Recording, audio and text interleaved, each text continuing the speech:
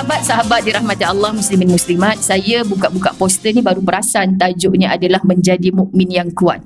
Tu bila Kak Wah kata tak pernah bagi tajuk dekat ustazah ni, saya pun sengih je. Sebab Kak Wah merajuk sebenarnya. Bila dia kata nak bagi tajuk apa ya ustazah, saya tak jawab. Sebenarnya bila orang tanya nak bagi tajuk apa, dah tak tahu nak bagi tajuk apa dah. Cakap je lah tajuk apa. InsyaAllah itu memaksa ustazah. Alamak, susah rupanya dia bagi ni. Kak, ini bukan kepakaran saya, ada orang lain. Baru boleh dia sempatkan diri untuk menjawab. Alhamdulillah, Allahumma salli ala Sayyidina Muhammad. Nak bagi comel lagi, kata nak barakah. Jom yang belakang tu kita merapat ke depan.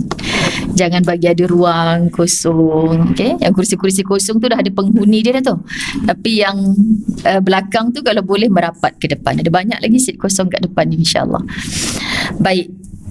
Dalam keberkatan majlis ilmu yang orang duk peluk-peluk ustazah, konon nak ambil berkat baru balik daripada Madinah, sebenarnya yang jauh lebih diundang berkat pada dirinya tu sebab dah pasang niat bila tahu saja jemputan Masjid Al-Falah ada kuliah majlis ilmu siapa sahaja, dah pasang niat azam nak datanglah waktu ni, insya-Allah. Ada ni jemputan wedding, open house dan sebagainya, tapi kita susun semula kan, insya-Allah. Bila kita berniat, Allah pasti bagi sempat. Okay, jadi itulah berkat. Kalau kita ada banyak benda, semuanya tercicir, sebenarnya something wrong di situ. Allah tak beri berkat. Kita buat juga kerja, tapi kerja yang tidak membawa manfaat sampai ke akhirat. Sebab pagi tadi tajuk saya di TV Al-Hijrah adalah rajin orang beriman. Macam itulah, kita nak rajin bab apa? Ni benda-benda yang macam ni. Ada jemputan, saya sendiri menyusun berbelas-belas, tak tahulah. Okay, sahabat-sahabat rahmati Allah, hari ni dan besok. Jadi maknanya semua orang pun sama dalam kehidupan raya setahun sekali Syawal ni. Pasti yang kita niatkan tu insya-Allah akan Allah beri berkat waktu dan Allah sempatkan. Sebab kita duduk rumah orang, bukan kita nak lama-lama sembang daripada zaman tadika, sekolah rendah naik sekolah menengah semua kan. Yang penting kita mengambil berkat tu, meraihkan undangan insya-Allah. Jadi nak lebih berkat, kita mulakan dengan Ummul Kitab, niatkan juga Fatihah ini sampai kepada junjungan besar Nabi Muhammad sallallahu alaihi wasallam. Insya-Allah kita ini tak lain, kiblatnya adalah Kaabah di kota Mekah dan idola. Walaupun ada asatizah kita yang tak bagi kita sebut perkataan idola tu sebab takut salah faham. Kan kalau kita nampak artis-artis pun idola juga. Yang kita idolakan tu benda yang macam mana. Cuma maksud pimpinan ataupun tuntunan yang kita nak pandang siapa? Nabi Muhammad sallallahu alaihi wasallam. Jadi apa saja yang kita buat, kalaulah Nabi ada di sisi aku, Nabi suka ke tidak? So kita nak dapat level macam tu, kena ada ilmu. Jadi masya-Allah tabarakallah, semoga dengan Fatihah, selawat yang sentiasa, Allah gandingkan kita, layakkan kita berjiran, bersahabat, bersembang-sembang dengan Nabi Muhammad sallallahu alaihi wasallam di dalam syurganya Allah satu hari nanti, dan layak kita mendapat syafaat baginda Nabi sallallahu alaihi wasallam. Juga kepada seluruh insan yang telah kembali ke rahmatullah, yang kita sayang, dulunya bersyawal, berramadan dengan kita, kini telah tiada, pasti rindu, okay? Tak ada ubat rindu kecuali bertemu. Maka di dunia tak mungkin lagi bertemu, kalau dalam mimpi pun takkan sama. Kita harapkan pertemuan sudah pastinya di dalam syurga. Walau buruk mana mereka, pasti ada baiknya. Maka baik itulah yang kita tiru. Kalau ada tak baiknya, kita pohon istighfar, mudah-mudahan Allah ampunkan mereka. Dan di syurga itulah tempat dambaan kita nak bertemu lagi dengan mereka. Sentiasa doa Allahumma ghfir lahum warhamhum wa'afihim wa'fu anhum, dan terhenti seketika azab kubur untuk mereka dengan bacaan Al-Fatihah. A'udzu billahi minasyaitonir rajim. Bismillahirrahmanirrahim. Alhamdulillahi rabbil alamin, arrahmanir rahim, maliki yaumiddin. Iyyaka na'budu wa iyyaka nasta'in. Ihdinas siratal mustaqim. Siratal ladzina an'amta 'alaihim ghairil maghdubi alaihim waladdallin.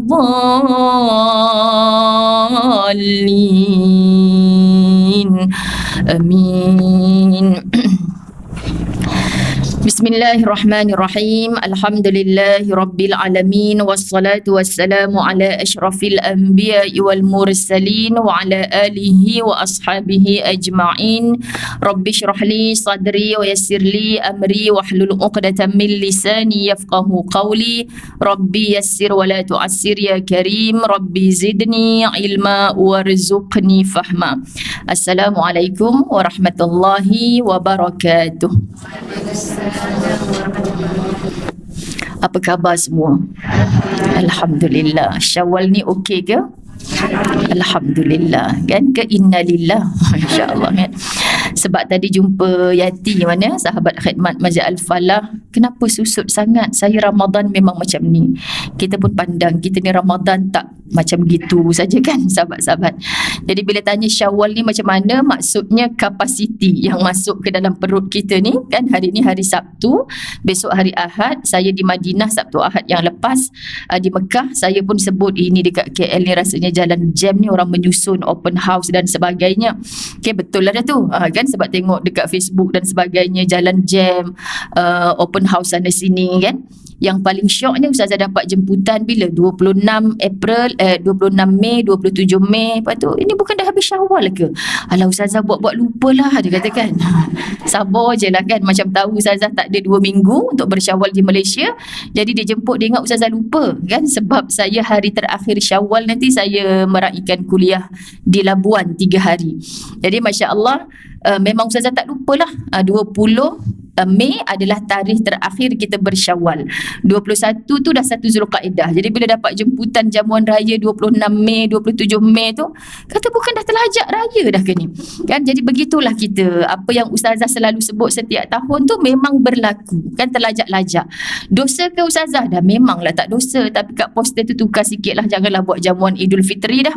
Buatlah jamuan suka-suka ke kan. Jamuan sembang-sembang kita-kita. Nak buat Idul Fitri tu dah malu dah. Kalau lah kan apa saja yang lalu depan kita lipas ke apa ke. Oi, dah habis raya lah, berhenti-berhentilah kan sahabat-sahabat. Sampai kat Mekah lagi kelakar, saya sembang dengan Ahlul Mekah berapa hari sebenarnya raya. Walaupun dah 2 kali raya sebelum ni saya di Tanah Suci. Tahun ni saya tak dapat menikmatinya. Saya tanya tahun ni macam mana Ustaz raya? Ya seperti biasalah Ustazah, 3 hari sudah cukup meriah. Hari keempat sudah puasa semua kita. Nak raya lama-lama, alamak terasanya kan. Terasa muslimat. Sebab kita datang Mekah Madinah tu kita bawa kuih raya, nak jamu jemaah atas bas semua kan. Ini kuih apa ni Ustazah? Ini kalau kat Malaysia kuih raya. Sebab kami masih berhari raya, belum habis lagi hari rayanya. Aduh, subhanallah. Sebab saya akhir Ramadan di Mekah 2 tahun, raya pagi tu mereka jemput daripada lepas asar. Jemputan open house dia di hari raya pertama lepas asar. Jadi kalau tak sempat datang lepas asar, lepas maghrib, lepas isyak, tak apa Ustazah, sebelum subuh pun boleh datang. Sebelum subuh besoknya. Maknanya saya cakap dengan Ustaz, bang kita ni kan nak pilih tarikh nak buat open house diri sendiri pun tak sempat. Apa kata kita tiru orang Mekah? Kita buat daripada lepas maghrib sampai subuh esok. Buat. MPAJ datang, dia kata kan. Sebab kacau jiran sebelah-sebelah. Makna budaya tak sama. Sebab tu sahabat-sahabat muslimin muslimat dirahmati Allah, dalam Ramadan kita larat je puasa kan. Kita semangat je nak pergi masjid, penuhkan masjid surau dengan solat berjemaah. Tapi kenapa bila Syawal dah habis? Kerana surau rumah kita pun softnya yang itu-itu je lah. AJK dan segala ahli kan. Kita tak nampak orang-orang yang jarang kecuali dalam solat tarawih. Sedangkan yang Nabi SAW sampai satu ketika pernah hampir mengajak sahabat membakar rumah orang-orang yang tak datang bersembahyang jemaah. Nak cerita solat fardu yang 5 orang lelaki jangan tak buat kecuali secara berjamaah. Kan sahabat-sahabat, tapi Imam Syafi'i rahimahullah bukanlah mewajibkan kepada kita dan tidak pun ada arahan untuk bakar rumah orang lelaki yang tak datang solat berjemaah. Subhanallah, begini keharmonian dalam Islam. Tapi bila tarawih tu kita datang penuhkan, sebab itulah subuh di 1 Syawal, 2 Syawal sampai hari ni 22 Syawal kita tak munculkan diri di soft-soft solat. Ustazah tak bercerita tentang orang perempuan, Ustazah bercerita tentang orang lelaki. Maka tugas kita orang perempuan tolong gesa, pujuk rayu kan, macam mana kita nak ajak latih mereka supaya 5 waktunya di masjid. Kalau tak 5 waktu, paling kurang ibu-ibu dirahmati Allah, pastikan suami kita, anak lelaki kita subuh atau isyaknya di masjid. Ini jelas Nabi SAW buang atau keluarkan atau hindarkan mereka daripada ciri kemunafikan. Siapa orang munafik yang hanya datang solat ketika zaman Nabi, yang Nabi pusing belakang nampak dia pun ada. Waktu zuhur, waktu asar, waktu maghrib masih remang-remang cahaya kan. Sebab dulu tak ada suis lampu ni nak buka. So bila subuh dengan isyak, dia pun duk kata apa, datang pun bukan Rasulullah nampak. Macam tu. Jadi sembahyang yang tadi datang berdiri duduk belakang Nabi tu bukan untuk dilihat Allah, tapi untuk dipuji oleh Rasulullah. Jadi kita bukan begitu suami kita bang. Kalau kita datang subuh, ibaratnya abang dah berqiyamul lail separuh malam. Kalau solat jemaah isyak, ibarat abang dah menghidupkan separuh malam lagi. Kira-kira kalau pakai kalkulator ni macam abang tak tidur sepanjang malam berqiyamul lail. Hebatnya abang, walaupun sebenarnya abang berdengkur. Sekian dimaklumkan. Sebab apa sahabat-sahabat rahmat Allah? Sebab pahala dia berjemaah subuh dengan isyak tu hasil pujuk rayu kita. Sayang tak pergi ke? Ada tamu kejap lagi lepas isyak. Takkanlah suruh tamu duduk kat rumah kita dua-dua pergi masjid. Abang pergi dulu sekejap. Lepas salam abang baliklah. Masa tu sempat dah saya hidang-hidang atas meja. Saya layan tamu kita. Tamu kita pun tak kerti bahasa bang. Datang waktu tengah sembahyang isyak ni kan. Contoh kan sahabat-sahabat rahmat Allah. Cara kita memberitahu, memujuk, mengajak. Lama-lama nampak macam membebel. Tapi bebelan kita tu daripada hati yang Allah suka, Nabi suka, insya-Allah mungkin bukan hari ni. Nanti ibu-ibu dirahmati Allah, bila suami kita dah berbini baru setelah matinya kita, okey, jadi dia akan ke masjid sentiasa kan. Apa guna dah masa tu Ustazah? Nasib baik saya tak hidup dari kubur, saya jealous kat dia. Tak ada jealous dah masa tu Kak, tak sempat dah duk layan soalan malaikat mungkar nakir je. Tapi yang indahnya sambil dia dengan pasangan baru, dia teringat kita. Percayalah, dulu masa arwah ada, bising dia suruh saya pergi masjid. Saya tak pergi kan, tapi sekarang ni dah tua, barulah nak pergi, dah sengit-sengit awak dah pimpin tangan saya ni. Pahala sejuk barzah kita ni sebab apa ni ya Allah? Rupanya bukan sebab doa anak soleh. Kan sahabat-sahabat dirahmati Allah, sebab ada orang yang dulu kita bebel, tak berubah-berubah, kita dah mati baru dia teringat. Itu pun menjadi penyejuk barzakh insya-Allah. Jadi jangan pernah kata saya dah penat dah Ustazah, tak berubah-berubah, lantak dia kubur lain-lain. Astagfirullahalazim. Tapi datang majlis ilmu duduk atas seat warna oranye kan, orang yang paling istiqamah sekali. Lepas tu sibuk dengan diri sendiri, banyak majlis ilmu kita datang tapi tak ada apa-apa pun yang kita ubah. Jadi biar kita istiqamah, mengajak sebab ni ayat Quran, ta'muruna bil ma'ruf wa tanhauna 'anil munkar. Benda ma'ruf cakap walaupun kadang-kadang orang tak suka. So orang tak suka tu kena study lagi. Mungkin dengan orang ni bukan cara bergurau aku kena cakap. Dengan orang macam ni bukan tengking-tengking. Dengan peringkat budak-budak kena macam mana dulu, remaja macam mana, bapak dia macam mana, atuk dia masih balik kampung nak tegur macam mana. Tu kita kena bil hikmah. Okey? Jadi ada banyak circle yang kita jadi rajin dengannya. Ramadan, tiba-tiba kita semua nak baca Quran hari-hari. Sebab Ramadan didatangkan oleh Allah Subhanahu Wa Taala sebagai syahrul Quran, bulan diturunkan Al-Quran. Jadi kita macam berbangga khatam Quran sana sini, tapi kesiannya kalau sampai 22 Syawal tidak ada walaupun sebanyak 22 muka surat Quran yang kita baca. Khatam dah kan hari tu, tak start lagi. Kan nantilah Ustazah, pahala khatam Quran hari tu pun tak habis tapau lagi. Sabar je lah sahabat-sahabat dirahmati Allah. Okay, jadi mohon terasa, jemput lagi bulan-bulan Syawal ni, dia akan jadi macam tu. Sahabat-sahabat dirahmati Allah, muslimin muslimat, saya buka-buka poster ni baru perasan tajuknya adalah menjadi mukmin yang kuat.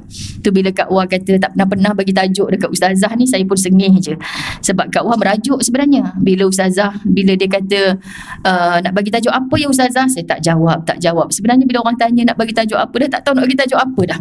Cakap je lah tajuk apa. InsyaAllah itu memaksa Ustazah. Alamak, susah rupanya dia bagi ni. Kak, ini bukan kepakaran saya, ada orang lain. Baru boleh dia sempatkan diri untuk menjawab.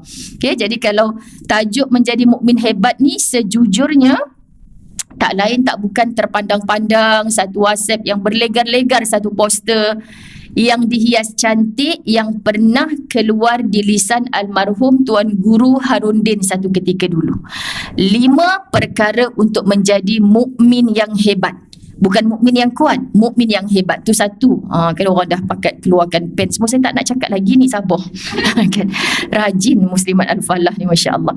Kemudian itu satu, kan? Banyak dah asatizah kita mengulang dan kita terbaca di banyak tempat. Tapi yang kedua, saya teringat akan surah Al-Mu'minun. Kita cerita tentang mukmin yang hebat, mukmin yang kuat. Surah Al-Mu'minun, sahabat-sahabat rahmat Allah, baru-baru ni salah seorang daripada guru saya, Ustaz Fahrul Muhammad Joy, dijemput di sini kan, tapi saya tak pasti jadi ke, yang kata tak sihat tu tak jadi datang tu.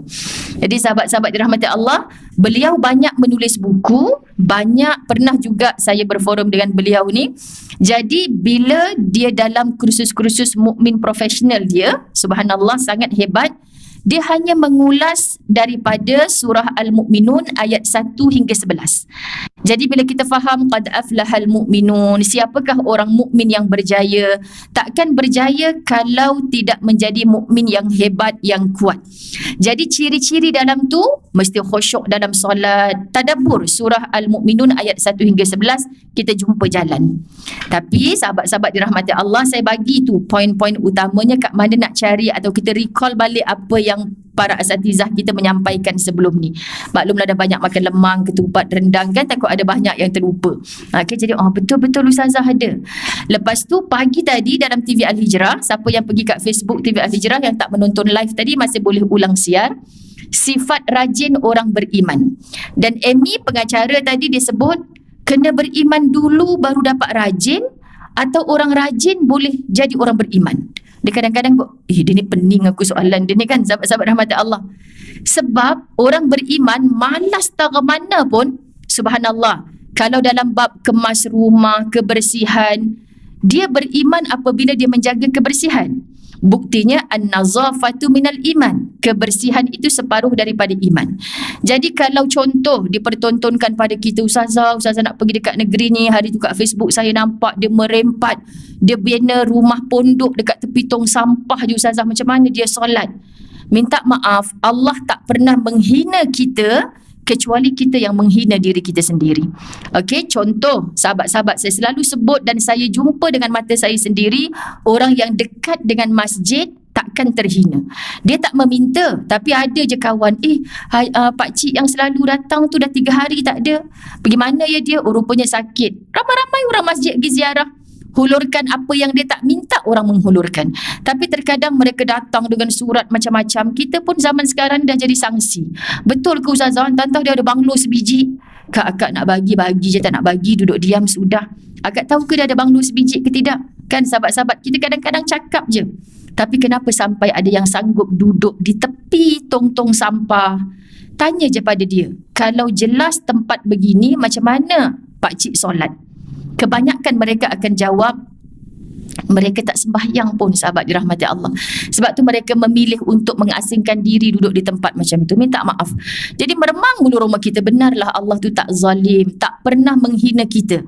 Tapi kita, kalaulah setiap waktu bersihkan diri dengan wuduk, berada di saf-saf solat, tak balik ke rumah, pasti ada orang-orang yang menyapa. Duduk mana sebenarnya? Tak pernah tengok. Pergi keluar daripada masjid ni, yang duduk sorang-sorang siap bawa beg ni. Mungkin dia bercerita sejak isteri saya meninggal, anak-anak saya tak balik rumah. Mungkin ada orang yang simpati bawa dia, kerja dengan dia, jadi guard, jadi tukang kebun sebagainya. Banyak cerita-cerita begini. Akhirnya mulia, saya jumpa di rumah Allah.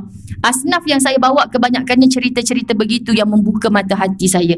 Akhirnya kau muliakan dia, ya Allah, bertawaf di Baitullah, menziarah makam Nabi SAW. Sebab dia miskin, tapi dia tak terhina kerana dia mendekat kepada rumah-rumah Allah.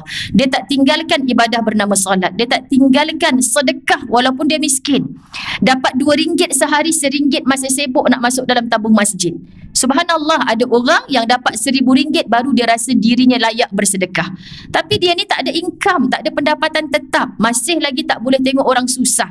Seorang asnaf yang meninggal di Mekah saya bawa, muslimat dirahmati Allah, anaknya jadi saksi hantar anak kerja kilang. Subhanallah, tiap kali lalu dekat satu jambatan dekat Kelang mereka duduk, dia akan berhenti sekejap. Kau dah lambat ke? Ayah nak hantar pergi kerja ni. Tak ayah, awal lagi. Kenapa? Jap kau duduk sini, ayah nak turun sekejap. Turun kat bawah jambatan tu memang ada rumah kotak satu, dia akan bawa 1-2 roti Gardenia beli dekat Petronas ke apa kan sahabat, pergi hantar. Dia kata ada budak-budak kat situ, mak ayah dia pergi cari kotak-kotak, pergi cari tin-tin. Jadi kalau ayah bagi roti kat situ, nasi lemak tak habis kat masjid pagi tadi, dia pun cukup suka. Jadi bila bapak dia meninggal dekat Mekah, dia sambut beg dia dekat KLIA, dia peluk saya tu, saya tak mampu buat macam bapak saya, Ustazah. Bapak saya tu tak ada pendapatan tapi dia buat, dia susah tapi dia ingat orang. Subhanallah, dia pernah tolak motor, Ustazah, sebab motor dia tak ada minyak, nak isi minyak. Lepas tu dia nampak anak muda tolak motor juga. Kau kering juga ke minyak motor? Aku ni ada RM3 dalam dompet. Kau isi dulu lah RM2. Rumah aku dekat sini je, aku boleh balik tolak motor. Kau isi dulu RM2. Subhanallah, kita rasa nak bagi kat orang RM2. Saya kata, Tuhan, patutlah kau muliakan dia tahap begini. Tapi kita musibah dirahmati Allah. Jadi saya banyak belajar bahawa Allah tidak pernah menghinakan kita, maka kita sendiri. Kalau kamu tidak menjadi orang mukmin yang beriman, orang mukmin beriman, orang mukmin adalah orang beriman yang rajin, yang kuat, yang hebat. Sahabat-sahabat dirahmati Allah, jangan pernah menyalahkan Allah. Kenapa nasib hidup aku begini ya Allah? Sepatutnya tanya apa yang engkau persembahkan kepada Tuhanmu. Itu yang paling penting, yang paling utama. Allahumma salli ala sayyidina Muhammad. Sahabat-sahabat muslimin muslimat dirahmati Allah, saya nak membaca satu hadis Nabi SAW. Apabila kita diberi faham, Allahumma salli ala sayyidina Muhammad, an Abi Hurairah yablughu bihi Nabi sallallahu alaihi wasallam qala al-mu'minul qawi khair. Ni orang-orang dah biasa mengaji, dia dah boleh agak dah. Al-mu'min al-qawi khair, kan? Alamak, Ustazah kena belajar bahasa Arab pula kan? Al-mu'min orang beriman, al-qawi yang kuat, khair dia lebih baik. Wa ahabbu ila Allah minal mu'minina ad-dha'if wa fi kulli khair ahris ala ma yanfa'uka wa la ta'jiz fa in ghalabaka amrun faqul qadarullah wa ma syaa fa'ala wa iyyaka walau fa innal law taftahu amala syaitan. Dari Abu Hurairah dan sampai kepada Nabi sallallahu alaihi wasallam. Baginda bersabda, seorang mukmin yang kuat itu lebih baik, khair, lebih baik dan lebih dicintai oleh Allah daripada seorang mukmin yang lemah. Dalam rancangan Cinta Ilmu, kitab Syarah Hikam, sahabat-sahabat dirahmati Allah, saya jumpa satu keadaan yang mana bukan mukmin lah namanya kalau ada kalimah lemah di hujung tu. Sebab dia beriman tapi dia tidak berumah, dia tidak berkereta, dunia nampak dia hina. Tapi sebenarnya dalaman dia kuat. Selagi mana dia boleh mentaati Allah, bersujud kepada Allah, datang Ramadan, dia tak tinggalkan ibadah puasa, dia tak tanya nanti maghrib aku nak buka apa, nak makan apa sedangkan aku fakir miskin ya Allah. Tak, sebab dia tak memandang itu semua sebagai lemah. Jadi sahabat-sahabat muslimin muslimat, jangan pandang fizikal, material, zahir yang kita nampak pada orang tu hebat dah. Tak. Ada ramai yang nampak macam hebat, diuji sikit, dijentik sikit oleh Allah Subhanahu Wa Taala, rasa nak bunuh diri dah. Nauzubillah min zalik. Itu bukan mukmin yang kuat, okay? Dan dalam masing-masing keduanya itu terdapat kebaikan. Tak nampak macam kuat sangat. Yang nama beriman, sebab hadiah ataupun harta yang paling bernilai sebenarnya adalah apabila Allah sudi mencampakkan walau sebesar iman dalam hati kita. Sebab yang paling dhaif, miskin, terhina bila Allah tak pilih kita menjadi orang beriman. Siapakah orang beriman? Yang kenal sungguh-sungguh Allah, suka tak suka apa yang Allah perintahkan, aku kena buat. Kena buat. Tak boleh Ustazah kalau saya ikut apa Allah perintahkan nanti saya hipokrit. Ni yang geram dengar ni sahabat-sahabat dirahmati Allah. Kan dia balik Mekah dia jadi macam tu. Lepas tu dekat Madinah orang tanya, tak sempatlah nak solat Ustazah. Saya kan mengamalkan sunnah. Open house sana sini, ziarah tu sunnah Nabi sallallahu alaihi wasallam. Saya kata tak apa, jamak, takdim ke takhir. Tahu pula tu, saya bukan musafir Ustazah. Dah ingat tadi cerita Ustaz musafir, cara tu macam jauh sangat perjalanan. Kan takdim atau takhir ada dalam fiqh, jangan takyah sudah. Saya selalu ulang benda ni sahabat. Rupanya raya dalam KL, raya dalam KL yang kalau kita tahu, tengok alamak bang Wiz kata ni kena tambah 15 minit lagi lambat, kita tak Zohor lagi ni. Bukan ada kawan awak kerja dekat ni, saya tanya dia ada ke office ke tidak, singgah sekejap nak tumpang solat. Ada kaedah, ada jalan. Kalau kita mahu, stesen minyak semua ada tempat solat. Masjid surau, biarlah tak ada telekong lepas COVID ni. Pemalas sungguh lah Ustazah AJK masjid ni. Lepas COVID dah habis pun tak bubuh telekong juga. AJK masjid juga salah. Stesen minyak lepas COVID dah habis dah COVID Ustazah, dia tak bubuh juga telekong. Pasal apa cari telekong? Lah Ustazah, macam nak solat, lengan nampak. Siapa suruh tak pakai sarung tangan? Sendiri cari penyakit. Kan? Macam nak solat Ustazah, stokin tak pakai. Siapa suruh tak pakai? Stokin bola pun nak jadi isu sahabat. Yang penting tutup aurat. Sekian dia maklumkan. Ada yang tak faham stokin bola ni apa hal kan. Yang penting stokin bola tu panjang. Kecoh lah habis. Masya Allah, tabarakallah. Kesian. Kenapa kita orang Malaysia yang mendakwa agama Islam sebagai agama rasmi, kita menjadikan open house ni sebagai satu jalan untuk kita kata ke Allah, kau tak tahu ke ya Allah, aku sibuk sehari ni. Takkanlah Zohor tak sempat tu pun kau nak berkira ya Allah. Kita dengan Allah ni macam dengan kawan sekolah rendah kita ke sahabat dirahmati Allah. Tolong ya, tolong. Jadi bila nak kata diri beriman, kena sungguh-sungguh menterjemahkan la ilaha illallah Muhammadur Rasulullah. Kalau tidak dalam medan perang, Nabi bersolat walaupun sedang memegang senjata di atas kenderaannya, sampai ada solat dalam keadaan khauf, takut diserang.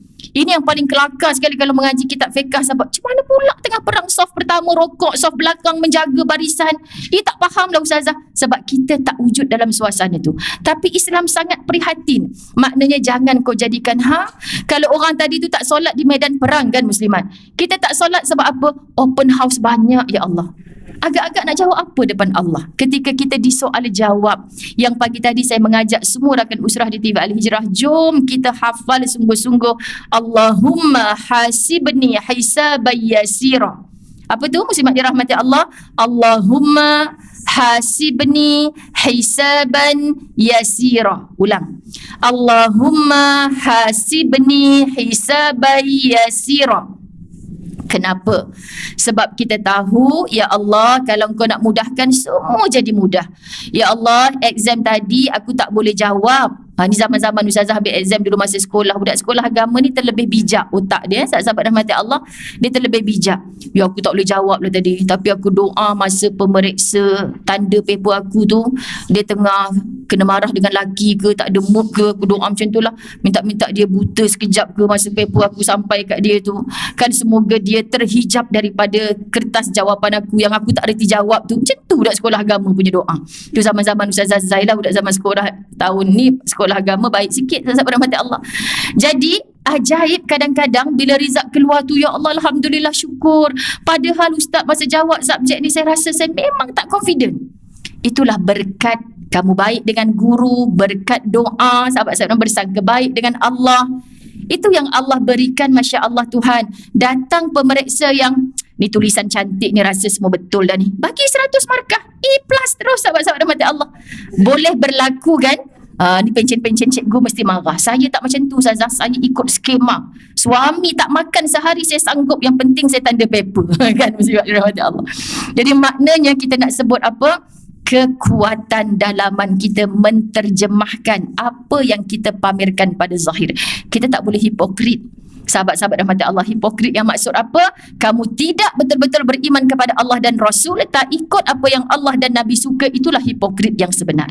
Faham ya? Jadi walaupun kita paksa roh kita untuk mentaati Allah, aku tak suka benda ni, tapi Allah suka, kita kena terus buat. Percayalah satu hari nanti ketenangan, kedamaian, kebahagiaan itu akan datang. Di mana rahsianya ya Allah? Sebab aku buat apa yang engkau suka. Maka engkau menyukai aku hidup di atas muka bumi Allah, dan engkau datangkan orang-orang yang menyukaiku. Kan dalam hidup yang paling sukar kalau kita berdepan dengan orang yang tak suka dengan kita. Betul kan muslimat? Kita persembahkan emas pun dia kata, ini apa ni? Gangsa? Kan? Dia tak suka. Apa saja yang kita persembahkan jadi tak elok. Tapi kalau dia suka, kita cakap apa yang tak betul pada saya, tegurlah. Tak ada Ustazah, perfect tak ada. Dia ni aku dah buat salah depan dia, perfect lagi. Sebab apa? Sebab dia suka. Cuba kalau dia tak suka, sahabat, kita jadi malaikat depan dia pun dia kata setan laknatullah, astagfirullahalazim. Kan? Jadi kita tak payah sibuk dengan suka-sukanya orang. Kita sibuk dengan apa yang Allah suka. Jadi hadis Nabi SAW tadi memberi satu semangat kepada kita, jika suatu perkara mengalahkanmu, maka katakanlah ketentuan Allah telah ditetapkan. Dan suatu yang telah dia kehendaki, yakni Allah kehendaki, maka pasti akan terjadi. Dan jauhilah olehmu dari ucapan kalau, seandainya, Masya Allah. Kerana sesungguhnya ungkapan seandainya membuka peluang masuknya syaitan. Faham? Simak dirahmati Allah. Kalaulah saya tak lalu jalan tu tadi, Ustazah, mesti tak aksiden. Kan? Kau siapa? Kita bukan Tuhan. Kita tak boleh kata kalaulah anak saya tadi tak ambil kunci panjat atau kerusi, lalu dia drive kereta pada usianya 6 tahun, lepas tu terbabas langgar pokok. Kan sahabat?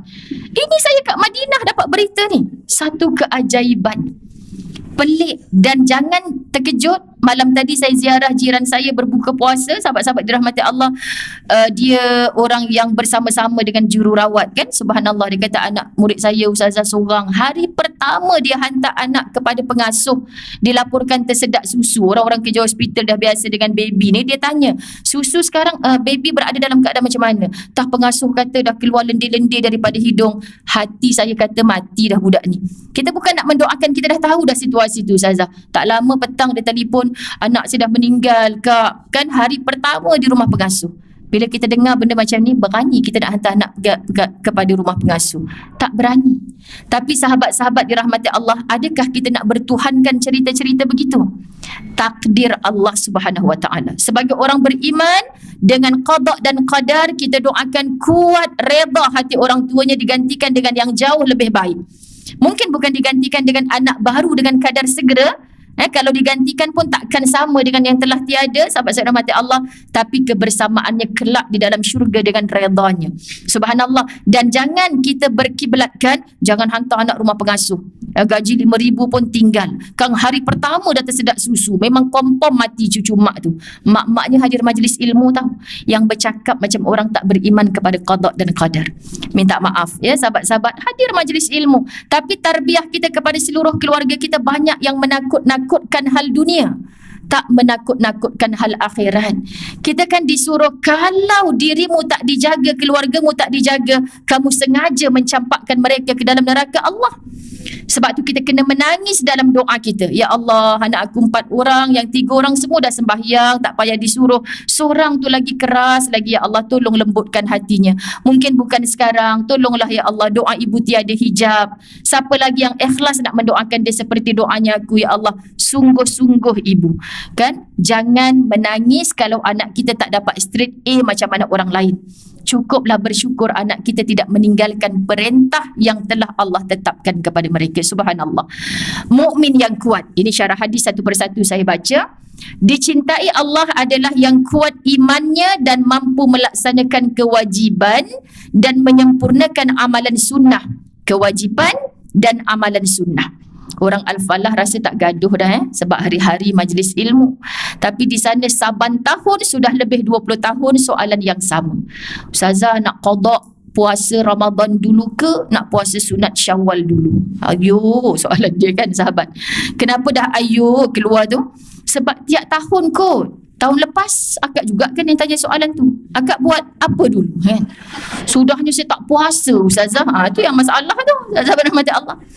Saya tak malulah bercerita muslimat supaya yang baik diikuti. Begini, seminggu Syawal saya hari pertama kedua di Keramat. Raya bahagian rumah saya lah, mak bapak dah tak ada. Jadi dah janji dengan ayah ustaz nak balik Kedah pada raya kedua. So ayah rasa sihat sikit. Ayah nak pergi rumah adik tu, ayah nak pergi, kita layan je bang. Orang tua kalau dia tanya tak sihat tu, kita ajak macam mana dia takkan nak.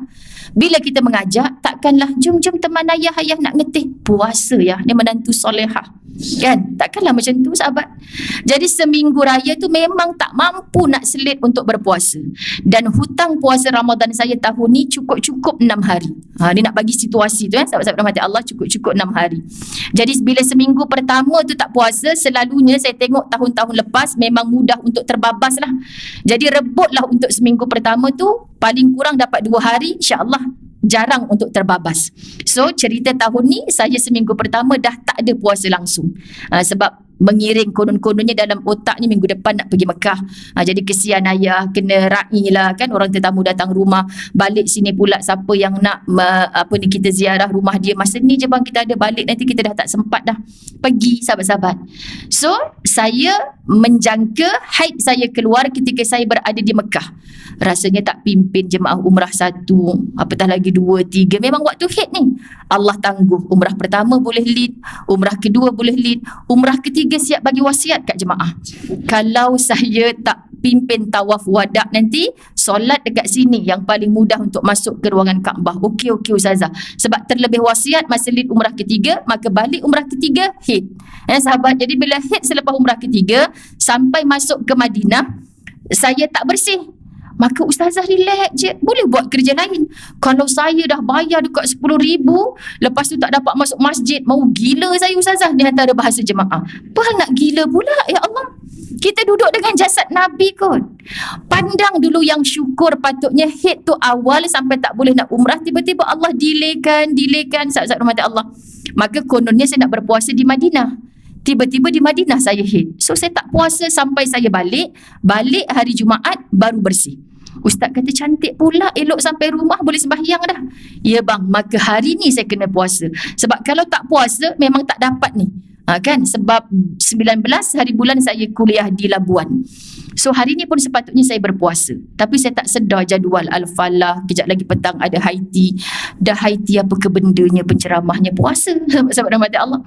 Takkan nak cerita dekat atas pentas, dengan ini saya tak berhigh tea dengan semua orang, saya berpuasa. Saya lah wanita solehah. Kan sahabat-sahabat rahmat Allah. Jadi saya cakap dengan ustaz, kalau abang nak puasa, abang puasa sunat. Saya ni niat puasa qada. Sebab 6 hari kan puasa saya hutang. So saya niat puasa qada. Maha Rahman dan Rahimnya Allah, saya paksa mujahadah diri saya memilih 6 hari yang sebenarnya sukar. Pasti Allah beri hadiah pahala berpuasa 6 hari di bulan Syawal. Mudah-mudahan dapat fadilat orang yang berpuasa sunat Syawal. Faham tak maksud saya? Sebab kita bersangka baik dengan Allah, dan ini perbahasan para ulama. Tetapi dulu-dulu Ustazah tidak umrah, Ustazah tidak ada haid dalam bulan Syawal itu sahabat-sahabat. Yang terbaik 6 hari hutang Ramadan selesaikan. Sebab daripada minggu pertama dah start puasa, ada baki banyak lagi. Why not kita persembahkan kepada Allah, ambil 6 hari lagi dengan niat puasa sunat khususan untuk Syawal. Pasti itu yang terbaik. Otak logik akal kita tak payah buka kitab fiqh pun kita tahu pasti itu yang terbaik. Betul kan muslimat? Tapi kenapa kita dah tahu yang terbaik, dengan Allah kita cukup berkira-kira. Tapi Ustazah, ada ustaz kata boleh niat 2 in 1. Ada, memanglah 2 in 1 tu maksudnya sunat dulu ke qada dulu. Kalau kita ada hutang dengan Allah qada, kita ada alasan. Jiran kita buat, kak saya datang tapi dengan muka tak malu, saya nak tapau tahu tu buka puasa saya nanti. Sebab saya puasa qada, saya bukan puasa sunat. Kan sahabat-sahabat rahmat Allah, ini hal ibadah dan di dalamnya ada dakwah. Jangan malu, jangan segan. Jadi saya cakap dengan ustaz, kalau abang tak nak puasa pun tak apa kot, nanti abang nak pergi kenduri jiran kita tu, pergi je tak apa. Yelah, tapi abang pun dah terlajak dengan awak-awak sekali sama, macam ada hit juga dah ni kan. Sebab dia termenyesal tak berpuasa pada minggu pertama yang kami ada kat kampung apa semua tu kan. Jadi tak apa, walaupun sunat abang nak puasa. Sebenarnya atas kita. Kan, jadi sahabat, kita nak buat tak payah banyak cakap, terus buat. Ini orang beriman yang kuat. Open house ke apa, pandai-pandailah. Allah, macam mana bang ni orang yang rapat dengan kita? Aku halung kau ni nak bagi tahu aku memang nak datang.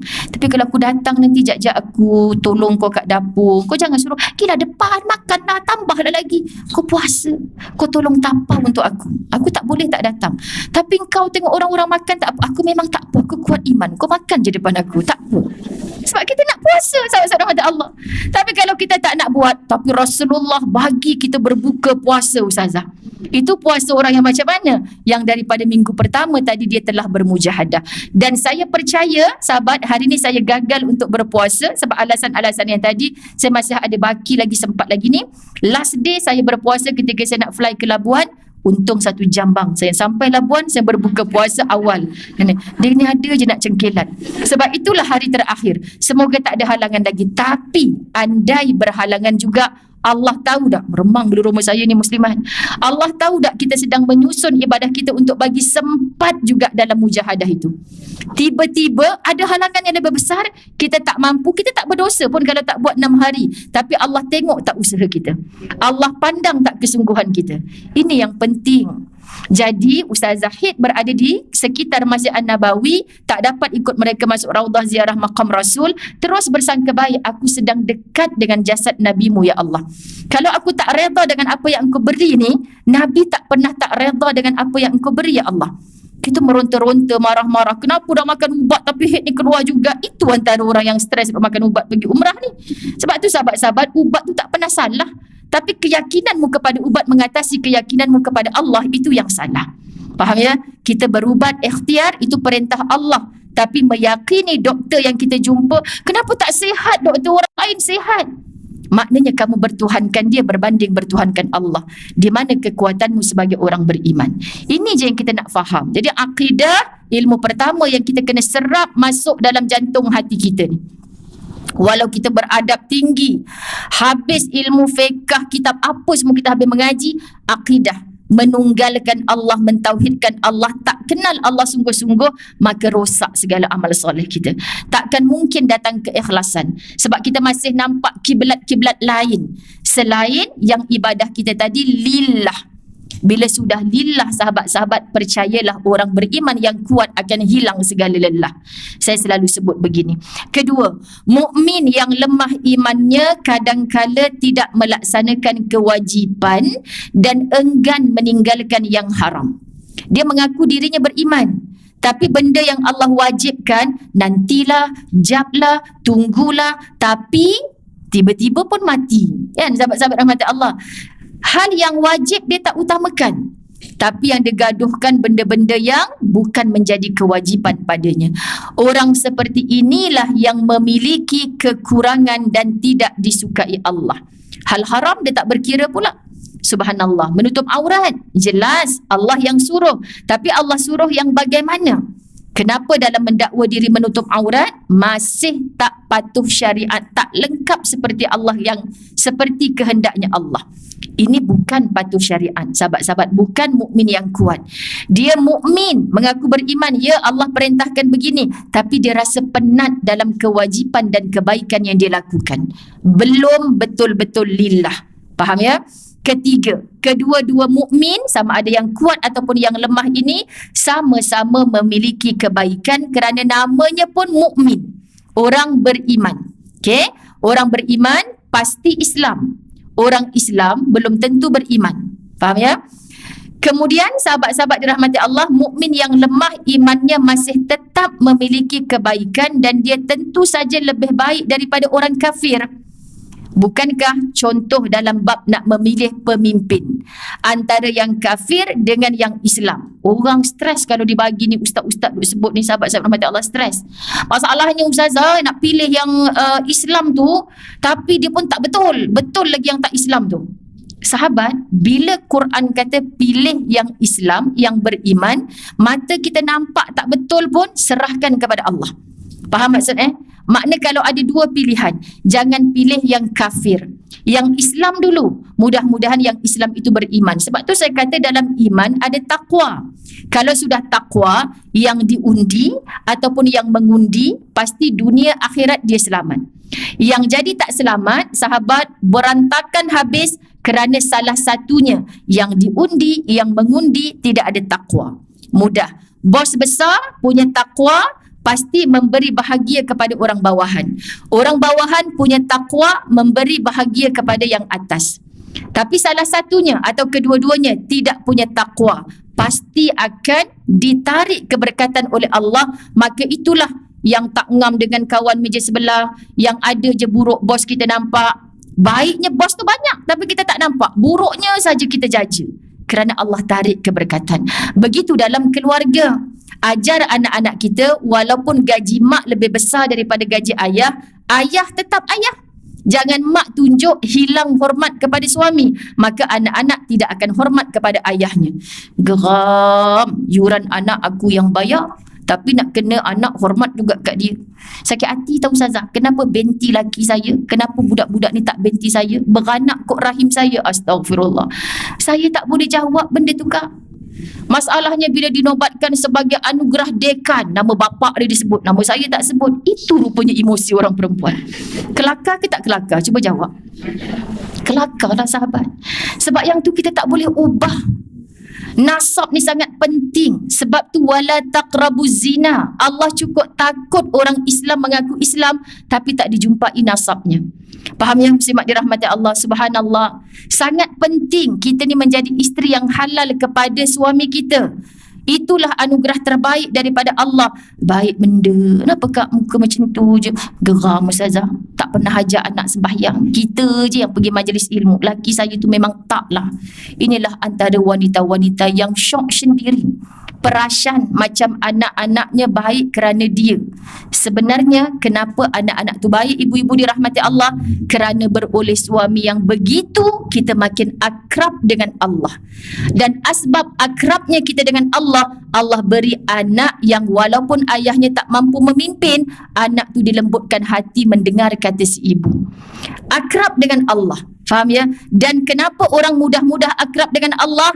Banyak yang Ustazah jumpa kerana diuji dengan orang yang paling dekat dengan dia. Aku dah tak tahu, tak kena tulis kat Facebook lagi, aku tak guna ya Allah. Kepada engkau jugalah aku mengadu. Sebab ada contoh-contoh tulis kat Facebook, dekat IG, video segala, rupanya makin buruk habis semua satu dunia tahu ya Allah. Lebih baik aku suruh aku cakap dengan engkau je lah ya Allah. Kan tangisan hati kita ni Allah tahu. Daripada sebelum kita dijodohkan dengan dia, sedang beranak pinak dan sekarang ujian apa, paling menangis ketika saya berada di Mekah. Sahabat saya seorang yang terlibat dengan rujuk cerai ni, sahabat-sahabat rahmat Allah Zai. Seorang lagi umur 68 tahun memfailkan fasah. Dah tak nak dah jadi isteri kepada lelaki tak guna macam tu. Cik, kenapa selama ni boleh bertahan? Kenapa sekarang dah tak tahan? Sebab dia tak nak pergi masjid. Saya je yang pergi masjid. Hati-hati wanita. Hati-hati. Kita melangkah kaki dengan ringan ke masjid, rupanya kerana rajuk dengan suami yang tak nak pergi masjid. Kalau tak diuji dengan suami yang macam tu, belum tentu kita kuat untuk mencari jalan ke masjid. Faham ya muslimat? Itu maksud. Sebab tu sahabat-sahabat, kadang-kadang kita nampak benda tu macam masalah besar. Tapi rupanya kerana masalah besar, kita mengenal Allah yang maha besar. Okay, jadi jangan pandang orang yang tak ada masalah tu, tengok macam dia Ustazah, suami dia okey, anak dia okey. Kita tak pernah tahu bagaimana hubungannya membesarkan Allah. Sebab bila orang diuji dengan masalah yang besar, tapi dia tetap membesarkan Allah, datanglah masalah apa, tetap kecil di sisi dia. Allahu Akbar. Orang lain yang datang, aku tak faham lah kau ni, macam mana boleh bertahan laki macam tu. Kita sengih je kat dalam ni, rasa nak bagi tahu, nak bagi tahu, nak bagi tahu. Tapi apa fadilat dia? Apa kebaikan dia, apa kelebihan dia? Sahabat-sahabat rahmat Allah, kalau aku boleh syurga dengan ujian yang ini ya Allah, beri aku kesabaran sampai tarikh mati aku. Beri aku kekuatan. Bukakanlah mana-mana pintu syurgamu, sebab engkau yang janji orang yang sabar ada berita gembira untuknya. Mudah-mudahan itulah aku ya Allah. Walaupun aku tak berapa gembira macam orang lain, aku tak boleh tukar suami lain dah waktu ni ya Allah. Dah nenek kepada 38 orang cucu ni. Faham ya sahabat-sahabat rahmat Allah? Tolong sikit je lagi. Kalau saya tanya interview ibu-ibu yang pangkat-pangkat mak saya ni, kan umur berapa cik sekarang? Dekat 70 dah Ustazah. Agak-agak cik yakin ke boleh hidup 70 tahun? Memang tak lah Ustazah. Memang tak lah. Saya sahabat masa sempat berhari raya sebelum pergi Mekah, seorang pakcik ni Ustazah tolong doa. Saya dah 70 lebih. Mak saya tu dah 98 tahun. Ustazah tengok gambar ni. Saya wallahi saya tak doa biar mak saya mati. Tapi kesian Ustazah dah berbelas tahun. Ustaz mana saya tak pernah bawa. Macam-macam lah, ada saka lah, ada apa ke. Saya tak nak sebut yang tu. Kan ini ujian mak saya betul je. Doa insya-Allah. Ustazah nak pergi Mekah, tolong doa. Saya landing ke LIA hari Khamis, sahabat-sahabat. Ustazah mak saya kembali ke rahmatullah pukul 4.30 pagi tadi. Yang sakit dah berbelas tahun, tapi anak ni masih bersangka baik. Bawa ustaz datang. Ini ada saka, ni ada jin tak keluar dekat ni kan. Macam-macam. Saya cakap lama dah sakitnya, jangan duk Yasin je. Yasin tu baik. Cuba kalau Haji mampu panjang ni, tapi bacakan surah At-Taubah. Surah At-Taubah atau surah Ar-Ra'd. Niatkan sahabat, bukan kita nak dia mati. Kita kesian dia macam tu, bercakap apa semua dah tak boleh. Lama sangat dah macam nazak tapi tak mati. Haji ulang-ulang ya antara At-Taubah dengan Ar-Ra'd. Minta apa saja yang terbaik di sisi Allah. Mudah-mudahan Allah permudahkan. Kalau sihat-sihat, kalau Allah pilih ajalnya dah dekat, biar Allah permudahkan. Buka je handphone, sahabat-sahabat rahmati Allah, meninggal dunia pada usia 98 tahun. Bukankah ini ujian untuk anak-anak? Pelbagai yang Allah beri kepada kita, macam-macam. Jadi kalau tak diuji dengan pasangan hidup, dengan anak-anak, dengan orang atasan kita, ibu, ayah, mak sedara, pak sedara, kan walaupun mak ayah kita dah tak ada, dikaitkan kita, itu jadi satu fitnah dunia yang sangat besar berlaku. Jadi semua kita ada ujian. Jadilah mukmin yang kuat. Sahabat-sahabat kita tak tergelincir dan takkan tersilap membuat apa jua keputusan, kerana Nabi SAW ajar mukmin yang kuat inilah khair yang jauh lebih baik. Keempat, Rasulullah SAW memerintahkan agar bersemangat dalam melakukan hal-hal yang bermanfaat. Bila otak kita yang sempurna Allah bagi ni bagi tahu hal yang kau buat ni benda bermanfaat, jangan pernah merasa penat walaupun tak dipuji oleh orang-orang yang dekat. Faham ya muslimat? Seorang isteri siapkan hidangan, masak untuk suami, masak untuk anak-anak yang janji nak balik buka puasa. Saya selalu sebut benda ni simple, tapi dia banyak berlaku dalam rumah tangga Islam. Betul kan sahabat-sahabat muslimin muslimat dirahmati Allah? Kalau tahu tak datang, baik tak payah ustazah, baik tak payah masak. Penat-penat baik saya tengok sinetron. Astaghfirullahalazim kan. Yang suruh masak tu sahabat-sahabat dirahmati Allah, pandang suami request sekian, anak kata janji mah nak balik kalau mama dapat masak, kita buat kerana dia ustazah. Kat situ silap kita. Sebab tu kita kecewa. Kita kecewa. Sahabat, kan ya Allah suami nak balik, anak-anak nak balik. Tanpa diminta, kita seorang isteri mempersiapkan, ma minta maaf, lambat pula balik kerja, tak dapat nak balik. Tarik nafas dulu. Jangan campak yang dah siap atas meja tu kat dinding. Jangan. Telefon Ustazah Zai duduk mana? Boleh tak lalu depan rumah saya? Sedap ni saya masak. Jap telan Elio dulu. Dia kena telan Elio dulu, sahabat-sahabat rahmati Allah. Jangan buang pahala yang kita dah dapat tadi sahabat dengan merungut-rungut, berkalau-kalau. Semakinlah kita faham patut Nabi SAW tak bagi kita berkalau-kalau. Semua tu jadi ibadah walaupun sesimpel kita duduk depan dapur sambil pakai baju kelawar.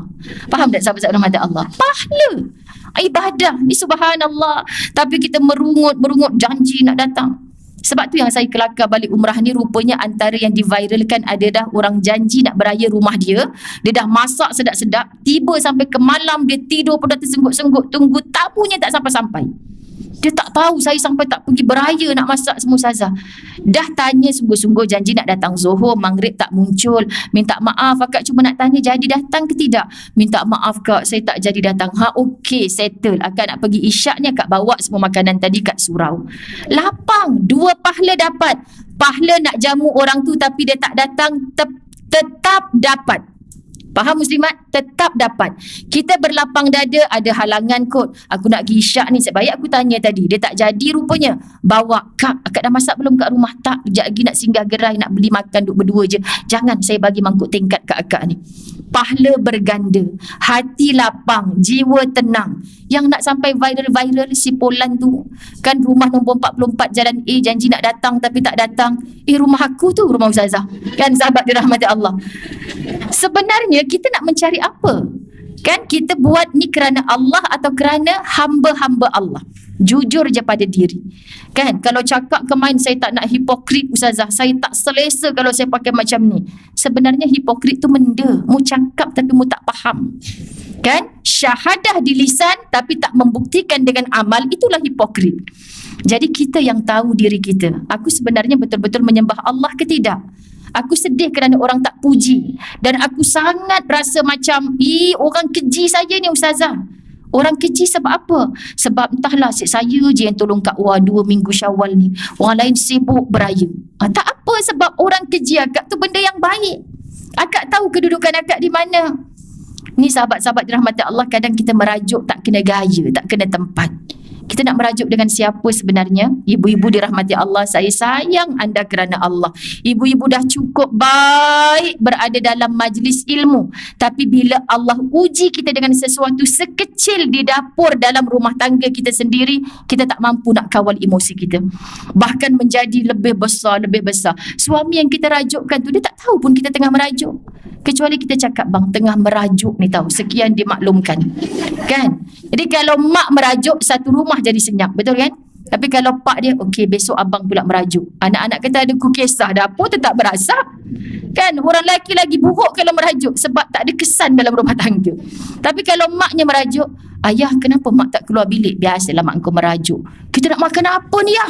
Satu rumah lapar, sahabat-sahabat rahmat Allah. Jadi tolonglah ibu-ibu, semua tindakan kita ni jadi pahala. Jadi kalau hanya sebab kecil hati dengan anak, tak tunjuk muka, dia buat kenduri, besan kita panggil, kita tak nak, lebihkan mak mentua dia sejak kahwin, ustazah kita ni apalah yang ada. Mentang-mentang kita ni, saya pun cerita dalam ceramah ni, saya cerita dengan Jaja tadi jam, tahu hari ni ada ustazah nak pergi satu wedding ni. Masya Allah, budak tu dulu mengaji kat rumah ustazah masa kami duduk rumah setenggan, secomot-comot manusia. Abang sulung dia dah kahwin, dia tak kahwin lagi kami ni pun, kan biasa kau ni daripada kecil sampai ke besar macam ni lah, tapi lurus. Sekali tengok kad kahwin dia sahabat, dia akan kahwin dengan anak seorang Datuk Seri. Terkejut kami, biar betul ni. Rupanya Masya Allah, dreba kepada Datuk tu. Dia jatuh cinta dengan akhlak pemuda ini. Faham ya? Ini kisah benar tau. Sahabat-sahabat rahmati Allah, boleh dinovelkan. Jadi doa saya ketika tengok kad kahwin tu dekat Mekah, ya Allah Tuhan, semoga dia menjadi lelaki qawam. Sebab saya tahu siapa isterinya, siapa pak mertuanya, siapa bakal mak mertuanya kan. Dia ada agama. Kami menjadi saksi. Tapi seorang yang lembut, yang baik, yang lurus, janganlah jadi suami yang bakal dipijak-pijak oleh isterinya, ya Allah. Ni doa saya. Dekat Mekah kan, ustaz kata, awak ni betul-betul fikir luar kotak. Sebab dia lelaki yang baik bang. Tak sangka secomot itu dapat kahwin dengan anak Datuk Seri. Allahu Akbar. Kalah semua abang-abang Ustaz Zahzai. Kami dalam family group duk gelak. Hampa duk gelak kat dia sangat kan dulu. Tengok siapa yang Allah siapkan untuk dia.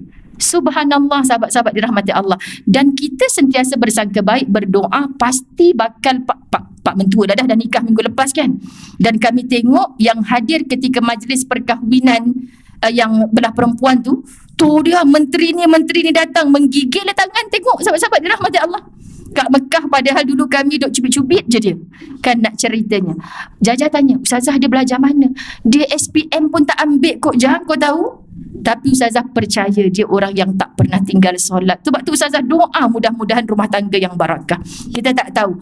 Jodoh yang macam ni muslimat tak mustahil. Batu apinya banyak. Betul kan? Batu apinya banyak. Tetapi kalau dia seorang lelaki yang qawam, dia hanya nampak Allah yang temukan dia dengan jodoh sebegitu. Saya percaya insya-Allah jodoh ini boleh membawa ke syurga. Inilah doa kita sahabat-sahabat rahmat Allah.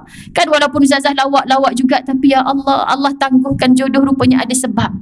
Seorang lelaki beriman. Jadi dengan anak-anak buah, rezeki saya kali ini saya dapat bawa keluarga ke Baitullahil Haram. So anak-anak buah saya yang muda-muda mendengar tausiah sebagainya, cerita tentang mukmin yang kuat.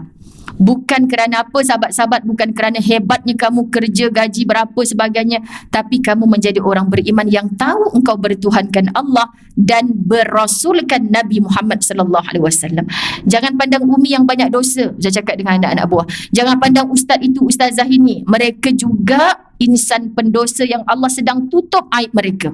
Tapi kalau kamu pandang Rasulullah yang maksum, kita akan berjuang ke arah itu. Aku nak mencontohi Rasulullah. Orang di peringkat atasan, di peringkat bawahan, apa yang Rasulullah tak lalui? Bukan baginda miskin, tapi baginda tak memilih untuk hidup mewah. Kerana apa yang dia miliki adalah dikongsi dengan umat. Sahabat dia tak boleh tengok orang tak makan. Dia sanggup tak makan, tapi dia bersusah payah untuk memberi orang makan. Kita banyaknya dapat peluang untuk kita dulu. Jadi latih diri kita sahabat-sahabat dirahmati Allah demi ummah kerana Allah. Kelima, jika berlaku sesuatu yang kurang menyenangkan, redalah di atas ketetapan takdir dengan hati yang tenang sehingga bertambahlah imannya. Makna nak dapat reda. Nak dapat reda ni mesti ada syarat. Syaratnya apa sahabat-sahabat dirahmati Allah? Tanpa tapi. Kan? Orang Al-Falah pun kata, alamak, macam pernah cakap je, saya reda ustazah, tapi itu belum reda maksudnya. Jadi macam ni syarat reda tu ustazah? Kalau mengaji kitab panjang lagi lah, tapi menurut tafsiran Ustazah Zai, nak sungguh-sungguh reda, syaratnya tanpa tapi. Are you okay? Kan? Lepas ni, ustazah saya reda. Kenapa kak macam tertelan benda? Tapi tu simpan kat dalam je lah. Praktis sahabat rahmati Allah. Sebab saya melatih diri saya begitu. Memanglah aku reda. Kenapa yang tak terkeluar pula bang perkataan tu? Sebab selalu ceramah kalau cakap tapi maknanya tak reda lagi. Sebab tu kadang-kadang ustaz tahu dah tu ada tapi kan. Ya, tapi abang doa lah. Doa insya-Allah mudah-mudahan betul-betul reda. Kan sahabat-sahabat. So praktis saya ibu-ibu dirahmati Allah. Petang ni yang kita tak jadi balik kampung awak, tetap balik kampung abang juga. Tak apa bang, saya reda. Macam tu kan.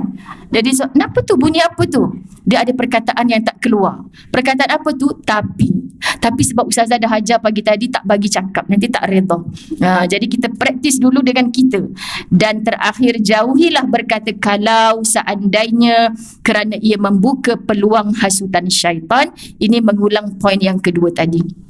Sahabat-sahabat, 1 jam habis saya syarah hadis yang saya baca tadi dengan izin Allah.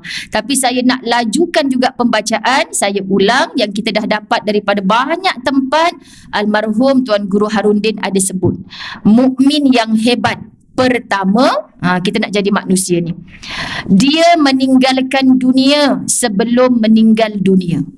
Okey, meninggalkan dunia sebelum meninggal dunia. Kita pasti akan meninggal. Di mana, bila, wallahu a'lam. Tapi maksud bukan meninggalkan dunia yang kerja, pakat-pakat berhenti kerja. Jangan. Yang datang sini naik kereta, kan berkilat-kilat tu, kan ustazah ni kereta Mercedes saya punya kunci, ustazah ambil lah. Jangan muslimat. Saya yang untung, anda yang rugi. Jangan. Meninggalkan dunia bukan macam tu maksud. Dunia, rezeki Allah beri kepada kita, tapi bukan diletak di hati. Faham ya? Sebab di hati kita tetap aku akan mati, penghujungnya akhirat abadan abada. Dunia ni fana, bakal binasa. Aku pasti akan tinggalkannya. So, jambatan kepada akhirat adalah dunia. Maka kalau kita buang terus dunia, kita nak cari apa untuk bekalan akhirat kita? Jadi apa yang kita ada di dunia ni, dapat pekerjaan, apa yang kita gunakan untuk akhirat kita? Kepintaran anak-anak, apa yang kita gunakan untuk akhirat kita? Apa yang kita tarbiyah mereka? Allah yang beri kamu ada otak cerdas, bijak, pandai, kerja bidang apa pun tak apa. Tapi ingat, jangan tak solat. Ingat, infak di jalan Allah. Semuanya Allah sebut dalam Quran. Tak ada dalam Quran ayat mesti jadi ustaz, mesti jadi hafiz-hafizah. Tak. Sebab semua itu pun fardu kifayah. Seorang dah ada dekat Subang ni, orang lain tak payah jadi ustaz pun sebenarnya tak apa. Kan? Tapi bayangkan kalau semua doa ibu-ibu Al-Falah makbul. Doakan ustazah nak pergi Mekah, anak saya jadi hafiz-hafizah. Semua orang minta doa macam ni. Siapa nak jadi doktor kalau hafiz-hafizah sakit? Kan sahabat? Ustaz-ustazah sakit, jumpa ustaz-ustazah ke jumpa doktor? Jumpa doktor. Kalau jumpa ustazah Zai pakai pisau dekat dapur rumah dia je, jenuh. Kan sahabat-sahabat rahmati Allah, memang fardu kifayah. Jadi jangan biarkan si doktor sibuk dengan keduniaannya tanpa menyembah Allah. Begitu juga engineer, doktor, siapa saja sahabat-sahabat, tinggalkan dunia sebelum meninggal dunia. 2, dia bersedekah sampai kaya. Bukan dah kaya baru bersedekah. Itu yang saya bergenang air mata setiap kali teringat asnaf-asnaf yang saya pernah bawa, sahabat. Bila balik je ustazah, saya pun nak menjadi penyumbang kepada macam mana nak terbangkan orang-orang miskin ke Baitullah ni ustazah. Ya Allah, saya rasa nikmatnya dapat entah bila lagi saya nak sampai. Sebab tu mereka sangat menghargai sahabat-sahabat dirahmati Allah. Allahu Akbar. Tak balik hotel, pakcik dah makan belum? Kenyang minum air zam-zam. Ustazah tak apalah, boleh datang selalu. Saya ni ustazah, saya tak mungkin boleh datang selalu. Saya orang solat 2 rakaat, biar saya berakaat-rakaat. Terasa aku cakap dengan pakcik ni. Faham tak sahabat-sahabat Allah? Dia sangat menghargai. Sebab tu saya banyak belajar daripada mereka. 3, dia berdakwah sampai jadi alim. Bukan dah alim baru nak berdakwah. Jadi jangan pernah cakap, saya dah tulis ustazah kat Facebook saya, jom labuhkan tudung. Tiba kawan-kawan sekolah saya, kau macam lah aku tak kenal kau siapa. Kau janganlah nak ala-ala ustazah sangat. Terus saya delete ustazah. Lepas tu akak buat apa lagi? Saya unfriend dia. Itulah salah. Kan sahabat-sahabat dirahmati Allah. Yelah, mentang-mentang saya tak ada tauliah Selangor, saya tak boleh ke berdakwah? Boleh. Saya baru share dekat Facebook saya seorang mu'allaf, sahabat-sahabat dirahmati Allah. Apa ke nama dia? On the way daripada KLIA balik ke Keramat, saya tertengok video tu. Hebat. Dia baru masuk Islam, tapi dengan air mata dia cakap, tanggungjawab saya adalah berdakwah kepada keluarga saya sendiri. Takkan saya nak tunggu ustaz-ustazah masuk ke dalam rumah saya untuk berdakwah kepada keluarga saya? Dan dakwah yang paling utama kepada diri kita sendiri. Jadi wahai Muzayyanah Abdullah, apa yang kamu cakapkan di lisan yang paling dekat adalah telingamu sendiri. Tak malu ke dengan Allah kalau yang kamu cakapkan kamu tak amal? So mak-mak begitulah, kita dakwah anak-anak kita tapi kita sendiri tak berbuat. Tak malu ke dengan Allah? Kita berdoa minta anak kita jadi baik tapi kita belum bertindak ke arah baik itu. Sahabat-sahabat dirahmati Allah, keempat, datang ke masjid atau surau sampai ke tua. Bukan dah tua baru nak ke masjid atau surau. Lama ustazah terasa, memang nak bagi terasa. Sekian dia maklumkan. Terakhir, dia beramal sampai ikhlas. Bukan dah ikhlas baru nak beramal. You jangan paksa-paksa I solat. You tak percaya, you tanya Ustazah Zai you yang ada tek lalat tu kan. Kalau tak ikhlas, boleh ke beribadah? Allah tak terima. Ustazah, suami saya suruh tanya Ustazah. Lurus sungguh makcik tu sahabat. Saya bising suruh dia pergi masjid, suruh dia sembahyang. Umur dah 70 Ustazah, dia baik tapi sembahyang tak nak. You tanya Ustazah you, kalau tak ikhlas boleh ke sembahyang? Allah tak terima sembahyang kita. Cakap aku pun pening nak jawab soalan pakcik ni. Sebab dah 70 tahun sahabat, kebaikan lain dia buat. Jangan suruh I sembahyang. I tak ikhlas, macam mana Allah nak terima? Benda wajib bukan nak tanya engkau ikhlas ke tidak. Buat dulu, lawan, mujahadah. Allah akan datangkan melalui istiqamah yang kita bermujahadah, akan datang ikhlas. Ibu-ibu ketika sip sana kosong, kenapa ibu-ibu datang? Saya tanya je, tak marah. Kenapa ibu-ibu datang? Sahabat-sahabat rahmat Allah, saya ni dah level yang Kak Wah cakap Ustazah, jangan pilih guru, jangan pilih tajuk. Yang saya tahu masjid tu pintu majlis ilmu dia buka, saya datang je lah. Kadang saya tidur je pun Ustazah.